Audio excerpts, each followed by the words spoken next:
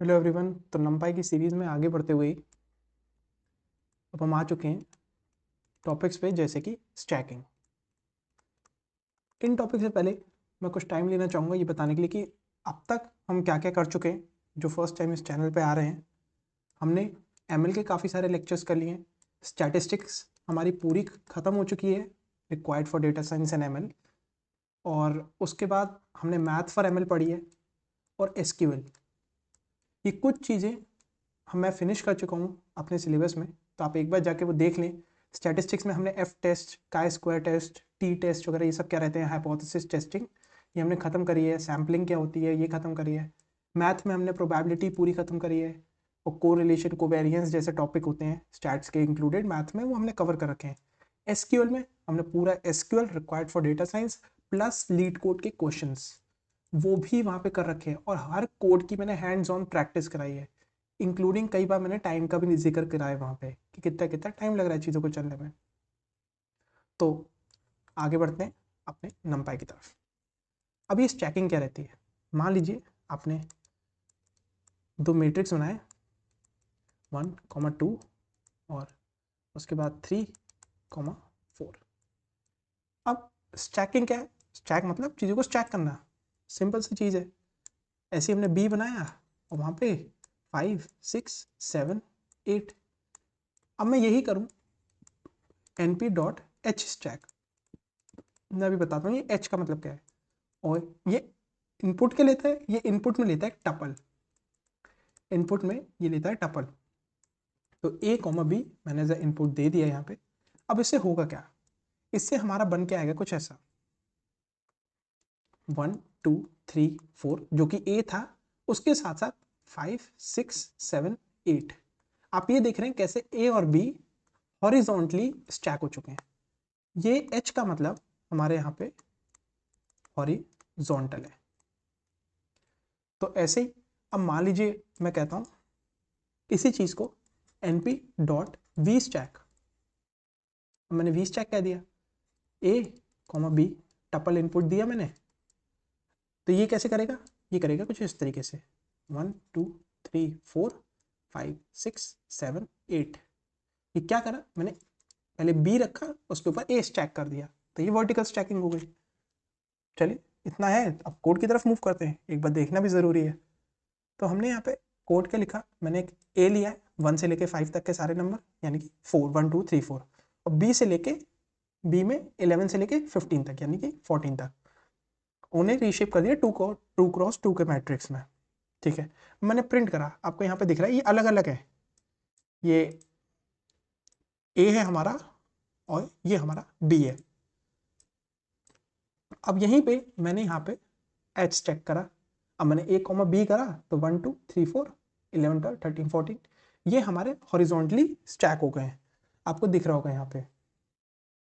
ऐसे ही मैंने यहाँ पे वर्टिकल स्टैक करा है, 1, 2, 3, 4 और नीचे बी स्टैक हो रखा है। लेकिन अगर मैं कहूँ कि बी थोड़ा बड़ा है, मान लीजिए मैं इसे लेता हूँ 19 तक, और शेप में कर देता हूँ इसकी शेप कैसे करी है 3, क्या चल जाएगा ये, नहीं इसने एरर दे दिया है। क्यों दिया, 2, 3 = 6 और हमारे पास इनपुट कितने 8, तो हमें चाहिए होगा 4, 2, 4 = 8, 8 एलिमेंट्स आ गए। ठीक है, अब बी में हमारे 8 एलिमेंट्स आ गए। अब देखिए स्टैकिंग बढ़ गई, लेकिन जब ये चीज़ मैं यहाँ पे करूँगा तो एरर दे दिया। अब वो एरर क्यों दिया, अब मूव करते हैं उस बात की तरफ। अब मैं कहूँ कि ए है ऐसा, ए में है 4 एलिमेंट्स और बी है 1, 2, 3, 4, 5, 6, 7, 8। अब इन्हें कैसे स्टैक करेंगे, ए छोटा है बी बड़ा है। आपको क्या करना है, अगर आप वर्टिकल स्टैकिंग कर रहे हैं तो जो पहला स्टैक है आपको उसके साइज जो स्मॉलेस्ट स्टैक है वर्टिकली, यानी कि रो वाइज और कॉलम वाइज, उसके हिसाब से आपको स्टैकिंग करनी पड़ेगी। आप मान लीजिए यहाँ 4 की जगह 3 ले लेते हैं तो भी गड़बड़ हो जाएगी। आप इसे कैसे स्टैक कर देंगे 2 के ऊपर। चलिए, कॉलम आपके सेम होने चाहिए, रो तो एक के ऊपर एक स्टैक हो रही है, रो डिपेंड करेगी हमारे हॉरिजॉन्टल पे, लेकिन वर्टिकल में अगर बात करें तो कॉलम सेम होने चाहिए। अब यहाँ 3 है और जो हमने एग्जाम्पल लिया, एग्जाम्पल में हमारे पास 4 थे। तो भाई इस प्रॉब्लम को कैसे सॉल्व किया जाए, अगर नंबर ऑफ कॉलम हमारे सेम है रोज के, तो एक चीज कर सकते हैं, अगर मैं इसी मैट्रिक्स को ट्रांसपोज कर दूँ तो इससे क्या होगा, ये बन जाएगा 1 2 3 4 5 6 7 8। अब इसके कॉलम और इसके कॉलम नंबर में सेम हो गए। तो वही चीज़ मैं यहाँ पे करके दिखाता हूँ। अब आपको एक नई चीज़ और देखने को मिलेगी, कैसे numpy में प्री एम्बेडेड फंक्शंस हैं हमारे पास। प्री एम्बेडेड फंक्शंस यानी कि पहले से ही जो मैथमेटिक्स करने के लिए फंक्शन पड़े हुए हैं वो हैं हमारे पास। जैसे कि अब मैं डायरेक्टली यहाँ पर टी लिख दूँ तो इसने इसका ट्रांसपोज कर दिया अपने आप ही। मैं एक बार यहाँ पे और दिखाता हूँ आपको, डॉट टी लिखा, ये अपने आप ट्रांसपोज कर दिया इसने कोड ने। तो ये पहले से कोड लिखा हुआ है। आपको पता चल रहा होगा कि numpy कितनी एसेंशियल है हमारे उसके लिए। और सब हम डेटा पे ही कर रहे हैं, नंबर्स क्या है, हमारा डेटा ही है। तो हमारे डेटा साइंस में इसलिए numpy की बहुत ज़्यादा वैल्यू है। मैंने ऐसे प्रोजेक्ट भी करा रखा है लीनियर रिग्रेशन में, वहाँ भी मैंने काफ़ी numpy की लाइब्रेरी का यूज़ करा है डेटा एनालिसिस वगैरह करने के लिए। तो आप एक बार जाएंगे, मैं लिंक डाल दे रहा हूँ नीचे, आप जाके उस प्रोजेक्ट को एक बार देख लीजिएगा। अब मूव करते हैं कुछ और चीज़ की तरफ। numpy की कुछ और इंटरेस्टिंग चीज़ें हैं, उसमें से एक है स्पेशल मैट्रिक्स। कुछ स्पेशल मैट्रिक्स पहले से मौजूद है इसमें। स्पेशल मैट्रिक्स कैसे, जैसे कि आइडेंटिटी मैट्रिक्स होता है। आइडेंटिटी मैट्रिक्स कई मैथमेटिकल फंक्शंस में यूज होता है। सबसे अच्छा इसका एग्जांपल बताता हूँ, अगर आप कॉलेज में पढ़ रहे हैं तो आइगन वैल्यूज वगैरह पढ़ाई जाती हैं आपको फर्स्ट ईयर में। तो ये आइगन वैल्यूज वगैरह निकालने के लिए आइडेंटिटी मैट्रिक्स का यूज होता है, जैसे कि a माइनस लैम्डा आई, है ना। तो ये मैट्रिक्स स्पेशल मैट्रिक्स है, ये प्री एम्बेडेड numpy में मौजूद है, तो इसे हम यूज कर सकते हैं डायरेक्टली। ऐसी एक मैट्रिक्स है जैसे कि 0 है। 0 से क्या होगा, आप जितने भी साइज का मैट्रिक्स देंगे हाँ सब 0 0 आ जाएगा, है। ऐसे ही हमारा 1 है, जो भी साइज का आप मैट्रिक्स देंगे 1 1 1 1 1 1 सबकी वैल्यू मैट्रिक्स में 1 हो जाएगी। मैं आपको कोड करके दिखाता हूँ तो आपको फंक्शन थोड़े पता चल जाएंगे। यहाँ पे मैंने 1s का कर रखा है और देखिए यहाँ पे p जो है प्रिंट हुआ तो सारे 1 आ गए। अब ऐसे ही मैं यहाँ पे जीरोस कर देता हूँ, जीरोस करा, चला के देखते हैं तो जीरोस हो गए।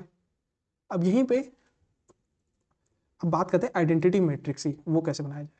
तो उसमें आपको टपल इनपुट देने की जरूरत नहीं है, उसमें आप सिंगल एक इनपुट दे सकते हैं, वो अपने आप ही उसी साइज का मैट्रिक्स बना देगी। अब ये बन गया 5x5 का हमारा मैट्रिक्स।